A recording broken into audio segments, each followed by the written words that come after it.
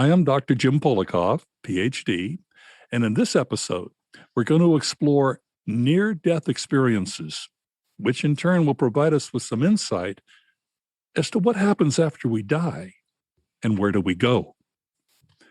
My guest will lead us into an unknown realm, and her name is Tricia Barker. Now, Tricia is the author of the best-selling book, Angels in the OR, and What Dying Taught Me About Healing, Survival, and Transformation. Her near-death experience has been featured in television documentaries as well as magazines such as National Geographic, and she's the founder of the Online Death Experience Summit, which we're going to be discussing shortly. But first, Tricia, tell us how your near-death experience began. Certainly. I was a senior in college and I was on my way to run a race. And when I had an accident, in a car accident, I basically broke three vertebrae, completely shattered them. So I waited a long time to go into the hospital, and it was during surgery that I had my full near-death experience. I see. So it was the car accident that prompted it. And then Yes. when the doctors were frantically working to save you, in your book, Angels in the OR, you write, I noticed two of the most intelligent beings I had ever encountered. They were large, approximately 8 or 9 feet, with shoulder-length hair and composed more of light than a solid form. And then you go on to say you didn't know whether these angels were real angels in the biblical sense. Now, I know you became enlightened after your near-death experience, and you've done quite a bit of research. But what are your feelings about angels now?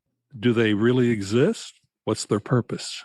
Oh, I do believe that they exist and they are intelligent. They are highly intelligent and they send messages, telepathic messages, but they also send healing energy. And that's something I saw very clearly during the near death experience. And I call on them frequently. Even though I had this experience, I have to admit, sometimes I forget to call on them. But every time I do, I sense that energy.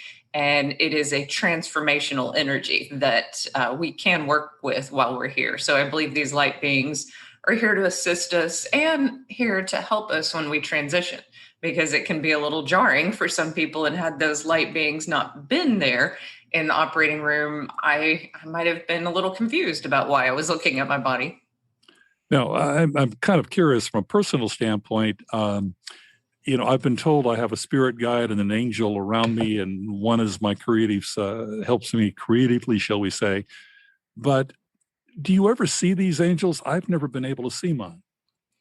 Yeah. So if I tune in and like tune into your energy right now, I can sense that you do work very closely with one angel, that there is one angel that stands very, very close to you. Most people have two, but sometimes they participate in this realm more with one than the other. And so there is this sense of creativity and, tapping you on the shoulder, reminding you how to begin something or do something. There's this sense of participation with the other side, which is kind of cool. But I haven't seen angels frequently, but there have been a couple of moments when my vision has opened up and I've literally seen the angels around people. And that's an amazing experience. So basically, I mean, you don't always see them, but you know they're there. That's what the bottom line is. Yeah, I sense their energy and how they participate with people. And the more readings I do like this, the more interesting it becomes, because when people are aware of them or they've had a different reading and they hear the same thing, or they tend to get, some people will get a pressure on their head or they'll get a light energy that kind of flows through them. And I see how the angels are interacting with that person. And sometimes it resonates, with what they already know.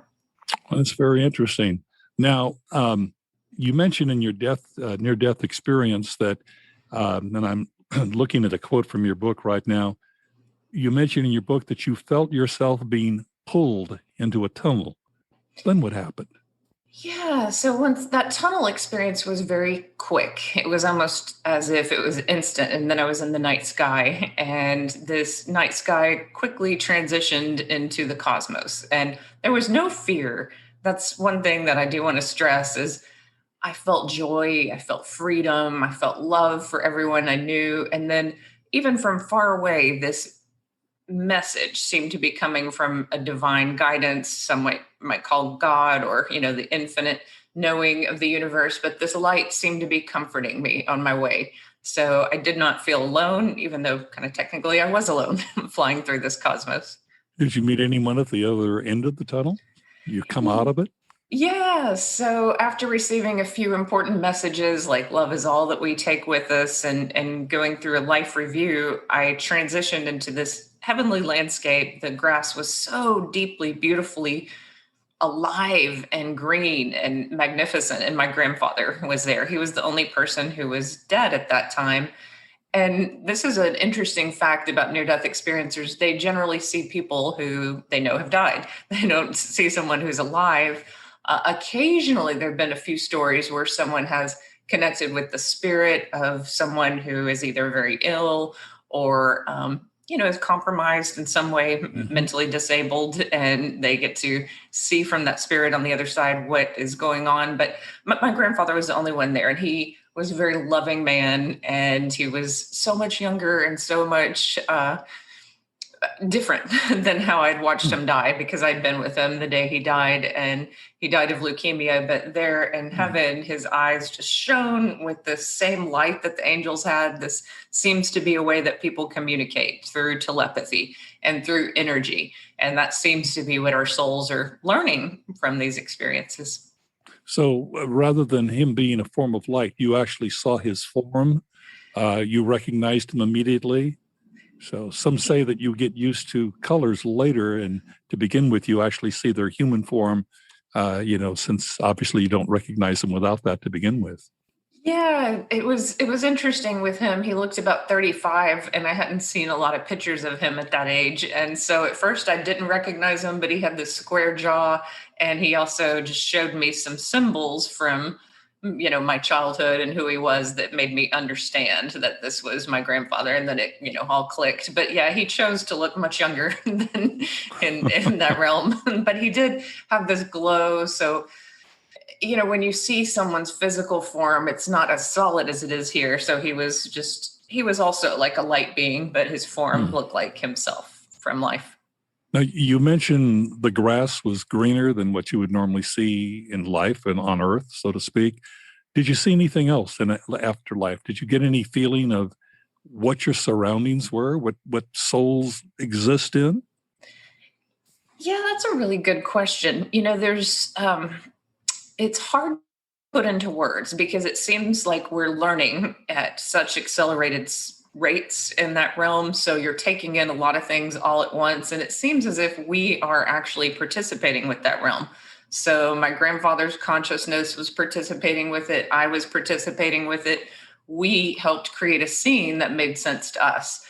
We had spent many afternoons in East Texas where I grew up, and he had taken me through pastures in this truck. And so that's what we actually did in heaven, was we rode in this truck that he had Ah, willed to our family, which was made new in heaven. So much like the grass being green, I think everything you can think of, everything that dies or passes away or is no longer here with us, can be made anew there, just through the creation of the mind. So that seemed to be part of what we were learning on that other side. that's very interesting. Now, I think getting back to your book, you wrote, I found this interesting. Re-entering my physical body felt like being swallowed by a painful, narrowing darkness. When I awoke, I realized that I felt more alive when dead. Yeah. So I love how people describe the brain as a filter to consciousness, because that's really the way I see it now. Before, I was agnostic and a college student, and I thought my neurosurgeons were so brilliant. But after the near death experience, I saw they were being assisted by light beings, and that they have a limited consciousness. And I definitely felt that my own brain was a limiter to consciousness, and being in this body was a limiter to all that knowing out there, because we operate through time here, and we don't operate through time there. We operate through instant knowing and experience and this expanded way of being. And so it is limiting and tough, especially after a major accident like that, to come back to a body that is full of morphine, is just coming out of surgery, is in incredible amounts of pain, and I'm trying to make sense of what just happened. But yeah, that first moment of being kind of shoved back in my body did not feel as wonderful as being near the consciousness of that loving God, which is eventually where the near death experience took me. You probably felt like you wanted to go back. You wanted to return to where you were. Yeah, and a lot of people get depressed after a near death experience. And I don't think that I ever felt depressed after the near death experience. I felt depressed going through some of those situations here in life and feeling burdened by them. But I felt like I got a glimpse of the best love imaginable. And I was so grateful for that. Like that's all I could think about was, wow, aren't I blessed to have seen that and been that close to it, and to know that love deep within me, and to know that that's where we're going. Well, and I want to mention that what you've described, I mean, Tricia, and this is to our audience of listeners and viewers on YouTube, uh, Tricia went through quite an experience, and that's all outlined in her book. So we're talking about the very beginning of her book. There's so much more to it.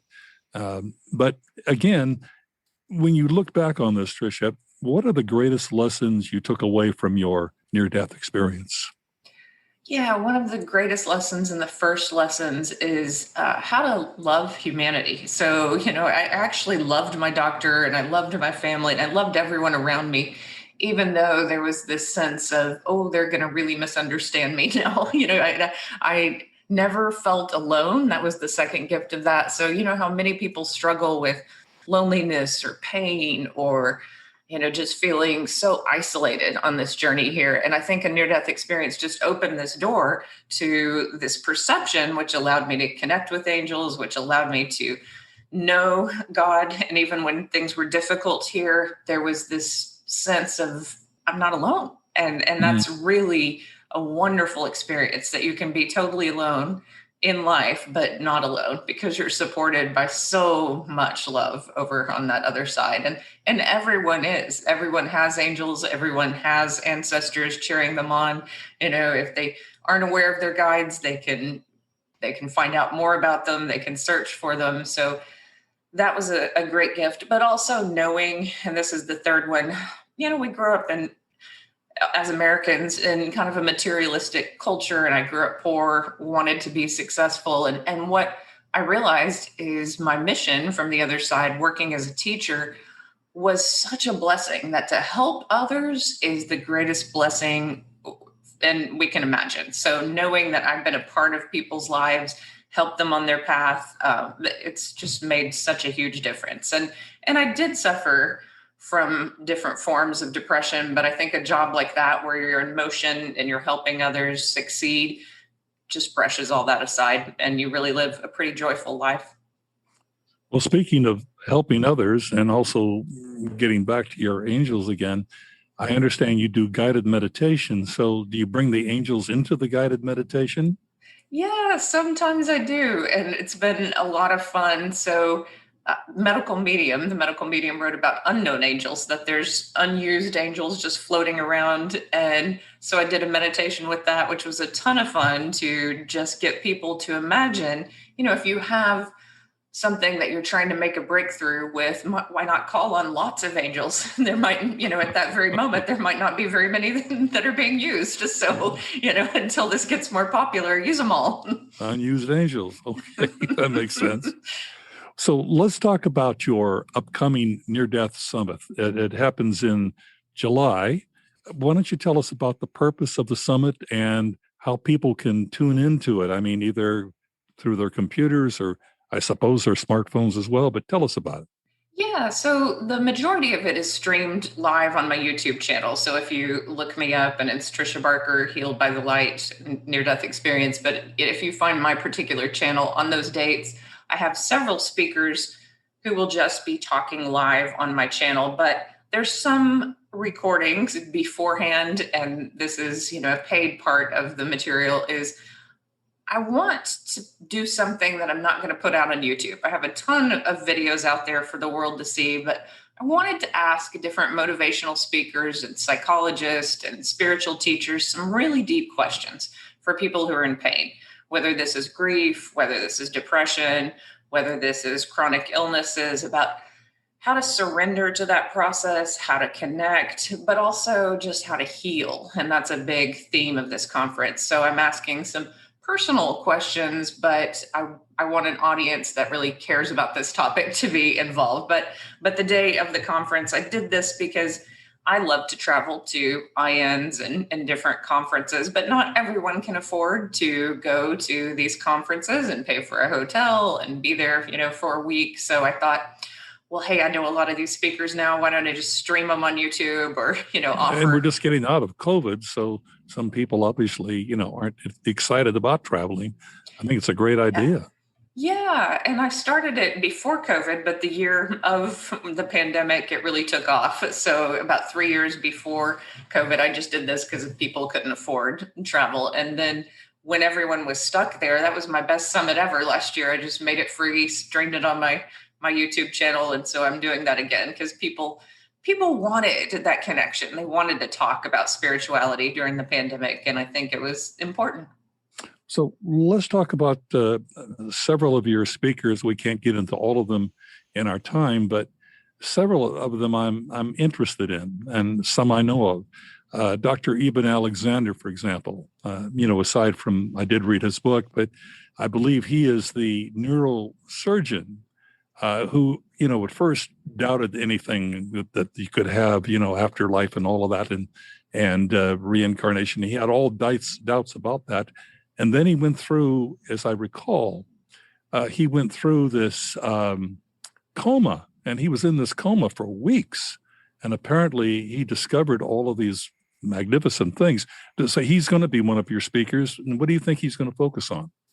Yes. So part of his focus is with Karen Newell, who she has a sacred acoustics, and he really wants people to have their own awakening and Mm-hmm. to have their own experience with consciousness. But there's always a ton of questions that people have for him.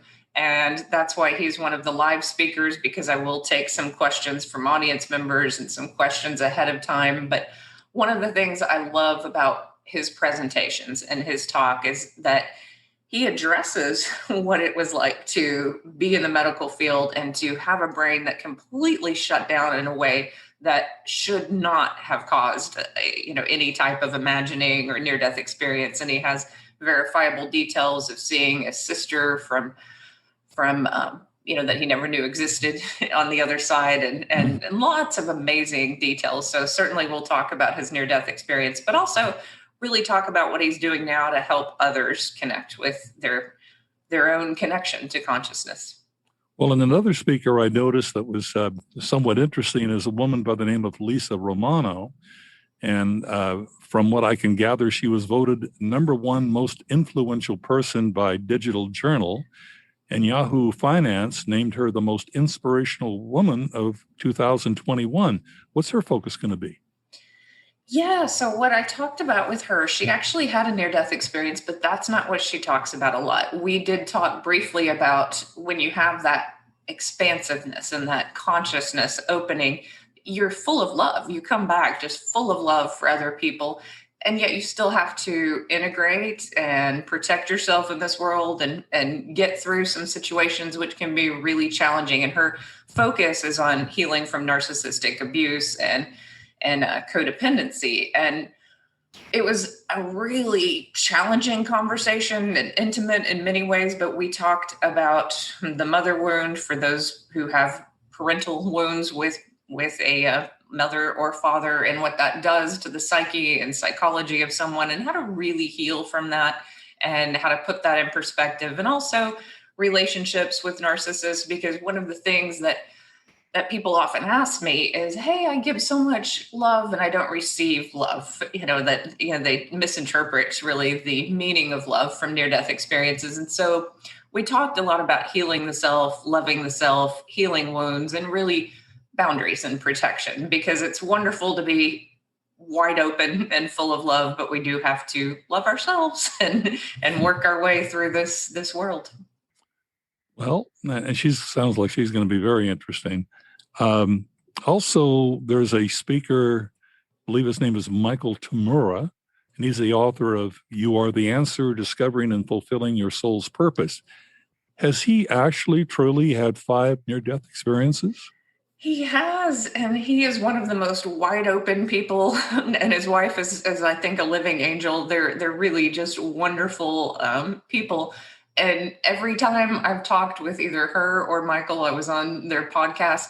I honestly feel like just the topic of angels, the three of us could talk for decades, like weeks, definitely. But I'm so glad that I have them for an hour on this podcast just to talk about connecting with angels and talk about a real new paradigm of not living in so much competition, but really living in support, spiritual community. We can be supportive of one another. We can all create this realm where everyone succeeds, or at least has the opportunity to succeed. And so I love his talks about that. So there's a lot of things we'll cover. Well, that sounds good as well. So by my count, Tricia, your summit, and I'm just looking at this right now, your summit will feature 14 live experts, I'll call them experts for practical purposes, and another pre-recorded speakers. So tell us how our listeners go about actually tuning in. I mean, do they go onto their computer? Do they pick up their smartphone? How do they do it? And we're going to provide the information on how to get to it, but basically, how do they connect? Yeah, well, first, if you find my website, Tricia Barker, Tricia Barker, BARKERNDE.com, I will keep updating information about how to join. You can certainly follow my YouTube channel, and there'll be plenty of links for how to join. And like I said, you can see the free version of the speakers who will be on YouTube on those dates, but the Lisa Romano video and others are already pre-recorded and ready to go. And so if you want to access those more intimate videos talking about narcissistic abuse and grief and pain and really how to bring more joy into your life, no matter where you are on this journey, then that's also available. Oh, okay. Now, it sounds like an outstanding event. I can't imagine somebody who's interested in the subject matter would not want to tune in. Also, I want to remind our audience that aside from going to Tricia's website, they also can go to our website, which is bodymindsoulpodcast.net, and we're going to have the information about how you get a hold of Tricia if you're interested in things like guided imagery, where her book can be sold, etc. We're going to have that on our website. Again, bodymindsoulpodcast.net, and we'll have all of that. So, Tricia, I want to thank you for joining us. I'd also like to recommend to our audience that they read your excellent book, Angels in the OR, and that's available in paperback, and also there's an audio version, which I happen to have listened to the audio version that you narrated. I guess someone else did it, but it was very good. I was very impressed by it. And anyway, the book is available through Amazon. So is, I believe, your audio version of it, and Barnes & Noble. So, Tricia, I hope you're going to join us again, perhaps after the conference the online summit is done, and you can sort of do a recap, and we can join each other again. Would that work for you? It certainly would. Well, thank you so much. This has been a great interview. I've enjoyed it. Well, we've enjoyed it as well, and we really appreciate you being part of it. Please join me next week. Thank you.